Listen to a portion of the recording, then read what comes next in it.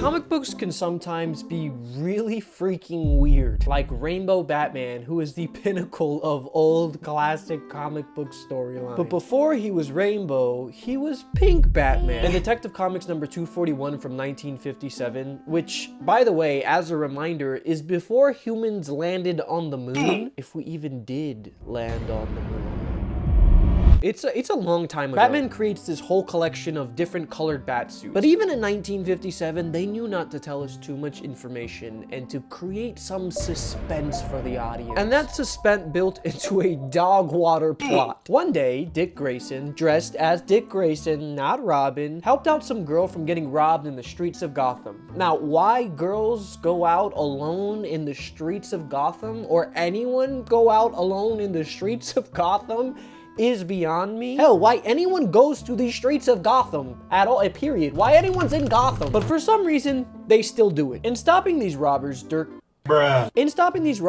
hurt his arm, and somehow, some way, it's like the entire city of Gotham found out that Dick Grayson hurt this very specific arm. So now Dick Grayson was worried that when he starts crime fighting as Robin at night in Gotham, people are gonna see that this arm is injured. They're gonna somehow connect that now Dick Grayson, the guy who got this arm, is Robin because both the arms are injured. Yes, in the same universe in which people cannot tell the difference between Superman and Clark Kent because of a pair of glasses, they're gonna tell Robin and Dick Grayson because of a bruise on his arm. And that would shut down the whole Bat operation. Now, you're probably wondering, how does this have to do anything with Rainbow Batman? Watch this. So Batman begins randomly cruising the streets in a green bat costume. And an orange, yellow, blue, and red bat costume. And even Robin doesn't know why this is happening. And as Robin points out, he then does the same thing with a pink bat costume. And the entire reason for this, for these different colored costumes, is to create so much chaos and randomness in the streets of Gotham for everyone talking about why Batman has these different colored costumes that they'd completely forget or not think about the idea that Robin's arm is the same bruised arm as Dick Grayson who saved this girl from some robbers. That is the entire plot line of Detective Comics number 241. I guess it was popular enough that the Batman Brave and the Bold TV show actually adapted this comic book, and down to exactly reading specific lines. But Batman, last night you wore the green costume, and tonight you're wearing the red. Why? I must, Robin.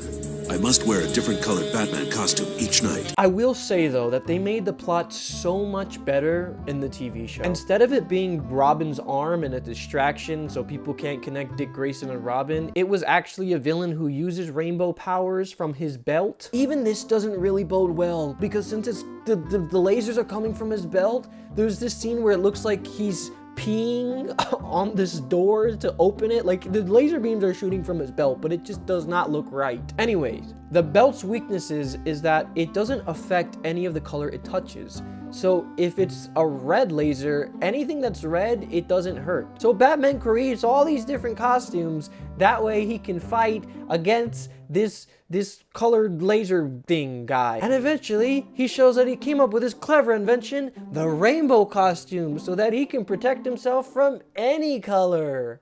So he's essentially invincible. They also show this goofy villain, the rainbow creature, who is actually, he's actually a character in the comic books, which is just hilarious to me. But I'm not quite sure that the Rainbow Batman is as bad as the Fat Flash. Oh my God! This character was created in the same time period as Rainbow Batman, with an equally stupid but arguably more interesting plot. See, one day, Gorilla Grodd, disguised as this Lex Luthor looking dude, finds this guy training monkeys at a carnival show. And for some reason, the genius Gorilla Grodd, who is capable as disguising himself as any human being, decides to use his immense intelligence to apply for the assistant manager job at the carnival. Old comics, ladies and gentlemen, old comic books. And then obviously he gets bored of this job, and so then uses the monkeys as goons for all these different heists around Central City, stealing these jewels and stuff. The Flash catches on and stops the monkeys with these tornado thingy thing that he does in comic books sometimes. But wait, Grodd has a special sci-fi gun thingy that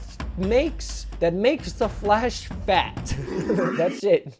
That's the gun. And he uses his leftover power from being Grodd. I guess when he turned human, he lost all his superpowers from when he was Grodd, except for this leftover power that he uses to make Barry Allen forget the fact that he was ever the Flash. And in a cruel twist of fate, he actually puts the Flash in the carnival show so that people can laugh at him for being ultra super enormously fat. If you're anything like me, you're probably thinking, how in Grodd's green earth does the Flash possibly get away from this? I mean, it's a foolproof plan, right?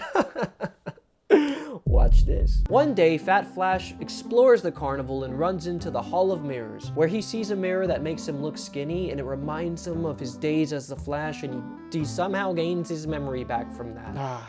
Comic books doing it again. A mirror brings back his memory. So he goes to this dehydrating room where they dehydrate potatoes and loses all of his fat, because apparently it wasn't real fat. It was just water weight the entire time. He was just extremely hydrated. Now, look, I can get past Gorilla Grodd turning himself human. I can get past him making the Flash fat. I can get past it just being water weight, and a dehydrating potato room is what brings the Flash back. But I just cannot get past what happens next. When Grodd comes back, he admits to the plan of humiliating the Flash and will now make him so fat that he'll explode. But here's the thing, the Flash is already dehydrated back and filled his suit with air so that he still looks fat, so that when Grodd comes, he can surprise attack him and pop his suit with a little pin and go back to Skinny Flash and defeat Grodd. It's a classic little sneak attack routine. That's all good and dandy, right? Except if all this is air, then why does he still have a double chin? That is not air, that is skin. I can get past the comic mumbo jumbo. I can get past that, but I cannot get past this. But there's actually another instance of the Fat Flash in the comic books. Oh my God! I guess DC just really loves this Fat Flash trope. There's a universe where Bizarro has his own world, where he creates these other Bizarro characters similar to the ones that we see in the DC universe. There's characters like Bizarro Wonder Woman and Bizarro Batman, and you guessed it,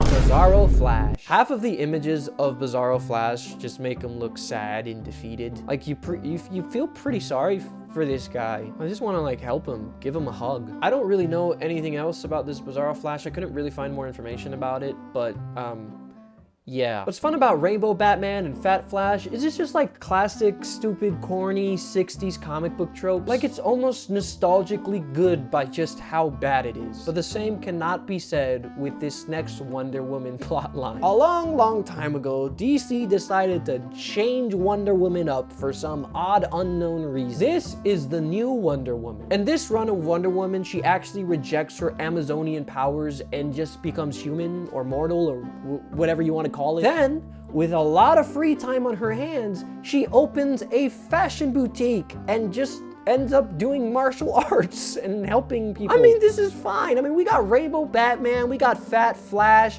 we got a mermaid Superman. I mean, what is Wonder Woman running a fashion boutique for a comic so bad? Except it lasted for 4 entire years of this. For 4 years, Wonder Woman was a crime-fighting boutique owner. It's weird because it starts with her having to find a job, and she finds an apartment and somehow can afford the apartment, and then can somehow afford all the clothes and tools necessary to make it a fashion boutique. I know living prices are higher than back then, but they just couldn't have been that cheap. They couldn't have been that cheap. She then opens a boutique called The Prince's Boutique, and apparently this is the only time that they ever call it this name. But don't worry, it burnt down and she went back to crime fighting. Like, just kidding, she actually reopened the store with some reward money she got from a crime she stopped.